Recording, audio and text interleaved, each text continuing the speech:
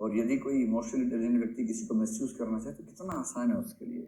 जैसे मान लो कि लड़का लड़की है, लड़की के पास पैसे ठीक ठाक है, लड़का थोड़ा सा बेरोजगार टाइप का है, लेकिन इमोशनल इंटेलिजेंट है।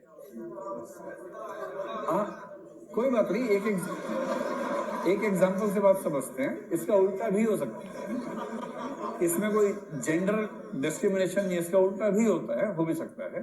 एक एग्जाम्पल के तौर पर बात कर रहे हैं, जो कि इस एग्जाम्पल में सूट ऐसे कर रहा है, एग्जाम्पल चेंज करेंगे तो कुछ और हो जाएगा। अब मान लो दोनों बैठे साथ साथ, लड़के की जेब में पैसे नहीं है और उसका मन करे टैक्सी से जाने का घर। टैक्सी के पैसे मांगना नहीं ठीक लग रहा उसको, कैसे वो इतने पैसे मांगता है, कितने पैसे मांगेगा? पैसे जितना मांगेंगे प्यार कम हो जाता है उतना ही। तो फिर अभी क्या करेगा? इमोशनल इंटेलिजेंस का यूज करेगा।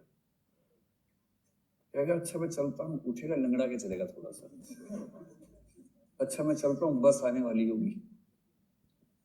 तो लड़की पूछेगी तो क्या हुआ पैर में? कुछ नहीं, कल दौड़ रहा था तो पैर गड्ढे में फंस गया, मुड़ गया था, मोच आ गई थी, तो आज सुबह से चल नहीं पा रहा था, पर तुमसे मिलना था, कैसे नहीं आता?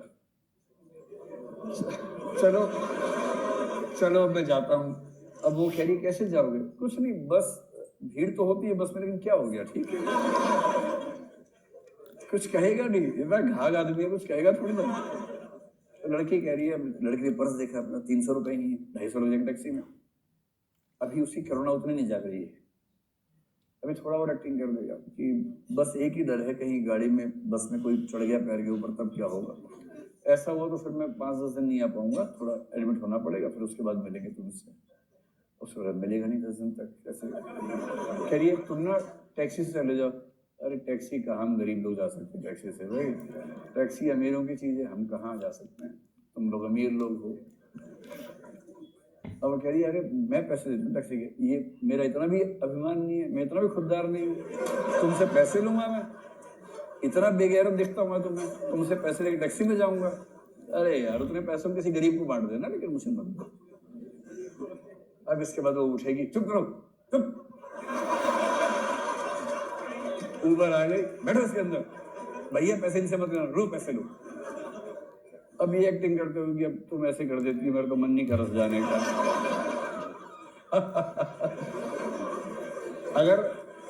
अगर कोई ऐसा खिलाड़ी या खिलाड़िन है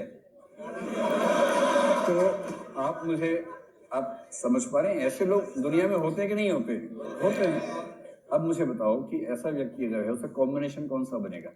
उसमें इमोशनल इंटेलिजेंस कम है या ज्यादा है? कूट कूट के भरे हुए, इतना घाघ आदमी।